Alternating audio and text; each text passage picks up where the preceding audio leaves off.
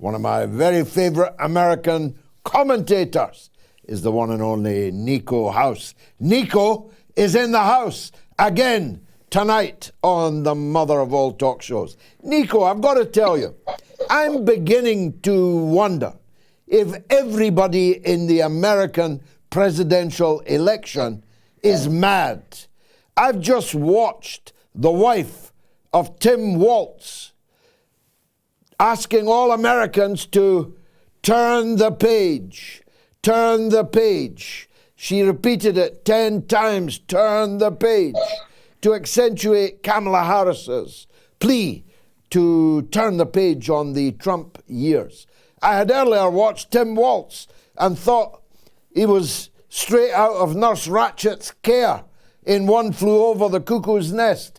I've been watching the lunacy of Kamala Harris. And then I heard it's a Freudian slip, Joe Trump, Donald Biden. No, Donald Trump. I heard him, I watched him say that dogs and cats in America are at risk from aliens, he called them. He meant refugees from Haiti, which has been ruined by the United States and France before it for hundreds of years. So I'm looking for some sanity. Can you give me any? Yeah, I can give you some. I'm not sure you're going to find it in this presidential election. Unfortunately, Kamala saying turn the page on the Trump years completely ignores and negates the fact that America did turn the page. They're on a different book. She is part of the book. And yet, and still Trump has a chance to win and probably will win, because when they turned the page, they realized this chapter was just as trash as the last chapter, if not worse. I mean, they turned the page from, a guy who drone striked and sent out mean tweets. And, it was problematic in the situation with Israel and Palestine as well.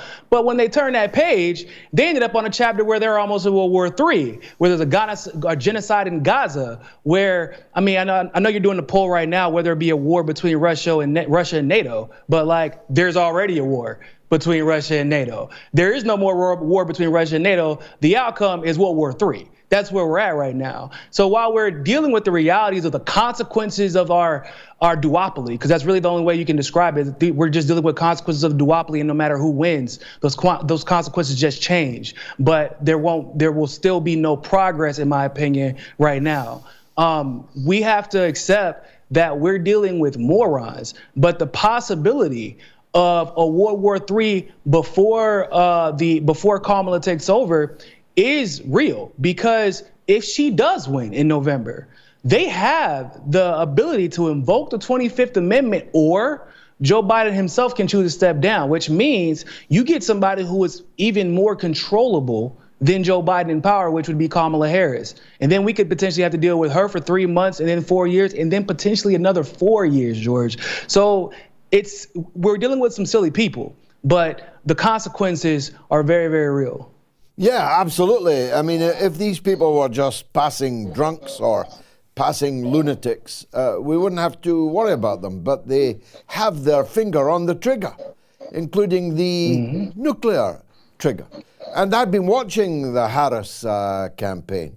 I've been watching her salivate over the possibility that the United States will have the most lethal, that's how she accentuated it, the most lethal fighting force on the planet. Which isn't, of course, true, especially if you put all of America's selected enemies together, as they have successfully pushed them together. Actually, there are plenty of people who would be ready to contest that title. And the rest of us will be incinerated as a result. Yeah, no, that's 100% true. I mean, Kamala was endorsed by Dick Cheney. This man there's not been a time where he's held an official position in any administration, George, in my lifetime, where he was not the architect of a major war. He was the architect of, obviously, Afghanistan and Iraq, but a lot of people from my generation don't even know he was the architect behind the operation in Panama. And so Kamala it has been so hawkish in her rhetoric that Dick Cheney looked at Trump and looked at Kamala and said, yep, that's my girl. That should scare everybody. But it also should give us some insight into just how hawkish she would be. And you're absolutely right. There's no reason to believe right now that America has the most powerful fighting force. First of all, morale is down in the military. So just from a manpower, labor power, and patriotic perspective, we don't have it. Weapons-wise, we like to believe that we have the best weapons, but Putin has already been very clear. He hasn't even gotten into his bag yet, George. He's using old weapons to beat down a Ukraine that's being funded by the entire Western world. With, once again, old weapons, while still having enough of his old weapons left on the side to give to other countries. And if China just decides one day to stop making our weapons, I don't know how we're supposed to fight a war, because they're going to be one of the people that are joining Russia. So I'm not really sure where they get this idea that America and NATO can actually continue to have this worldwide hegemonic dominance whenever nothing in the last 4 to maybe 8 years has shown us that. Look at what happened in Africa, whether it be Niger, whether it be Burkina Faso or any other country that have liberated themselves. They can't even keep themselves straight in Haiti right now. The reason the violence is still ongoing is because the United States, it's on its third installed administration. And Haitians that they're calling gang members, in other words, these are people who are almost unorganized. They're organized to some degree, but they're not military trained, but they're fighting back NATO powers and people equipped with NATO weapons and NATO training. So where are they getting this idea that we can challenge Russia and the total dominance of the allies that they've accrued over the last several years? Partially because of how they've treated their allies, but partially because the United States has shown themselves to be nothing short of psychopathic. Well, of course, the empire is striking back everywhere. The guys in sandals in the Yemen have just landed a ballistic missile, hypersonic missile, that in 12 minutes went from Yemen to destroy an important infrastructural development in Israel, evaded American surveillance in the Red Sea, evaded the surveillance of the Gulf countries over which it flew, evaded the security of Egypt, sailed up the Suez Canal at hypersonic speeds, and then did a dramatic turn to the right and smashed and destroyed an important facility in Tel Aviv without even a bell ringing, even an alarm sounding, never mind anyone sending something up successfully to intercept it. The world's changed now.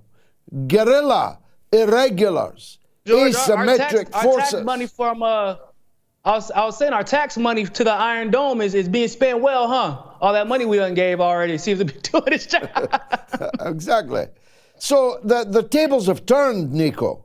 The days when John Bull and then Uncle Sam could go around the world bombarding people and forcing them to do their will, these days are over now.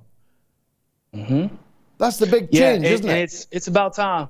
It's about time. It's about time. And you know what? I always say, as an American, and I believe you probably feel the same way as a Brit, there is a certain level of consequence that we have to accept because to some degree we've benefited, right? We've benefited from this empire. And even though we're part also of oppressed demographics of the empire specifically, at the same time, if you're not willing to challenge the empire, then what comes next, you better be prepared for, and you better be ready to be accountable, because it's one thing to benefit from being part of the empire because you just were born into it, but it's another thing to be complicit in what we've seen regarding Gaza, regarding the way we've seen our African brothers and sisters treated, the way we've seen the empire behave, even in the Caribbean, when we're looking at Haiti or when we're looking at Latin America, where I'm living at right now. You see the damage of the empire and what it has taken to keep the empire afloat when you go visit these places. And what I like is that we're seeing this pivot almost. It's slow. Maybe in the grand scheme of history, it's not that slow, but it seems slow. But if you're paying attention, NATO doesn't have control over the situation anymore. The United States doesn't have control of the situation anymore. What we're seeing seems to be mostly reactionary. I don't even think they have control over Israel anymore, right? So when we're looking at the grand scheme of things, not only are they losing control because of narrative, but like you said, just from an arms perspective, if Yemen can do that to Israel, Israel's supposed to have the greatest intelligence in the world, and that region of the world is their specialty. They didn't know that Yemen had that missile, or better yet, they didn't have the ability to stop it when it came. That is a major story, and it tells us everything we need to know about how things could look going forward. Y'all, we know what the United States has at play. We know what NATO has at play. They have zero idea what these other countries who have been kind of keeping their hands a little bit closer to the chest have to play. And like Russia said, y'all won't know until you find out. So I really hope that we don't have to find out the hard way, but it's not looking good. No. Finally, a curveball. Are they really eating the cats and dogs in Springfield, Ohio? Where did he get that story from? Ohioan was.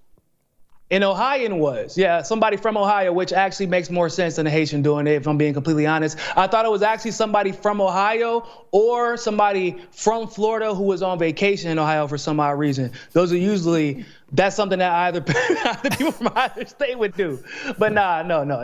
It wasn't a Haitian, and a lot of people have been trying to figure out a way to push the narrative that Trump put out there, but that just tells you how ridiculous that debate was, because they were both lying out of their teeth. And for those who had a little bit of hope that Trump was going to be better than Kamala and Joe, it's quickly fading. I'm not going to lie. Jill Stein's doing very well. She's on the ballot in most of the country now, and she's well ahead of Harris in key demographics in swing states amongst Arab Americans, Muslim Americans.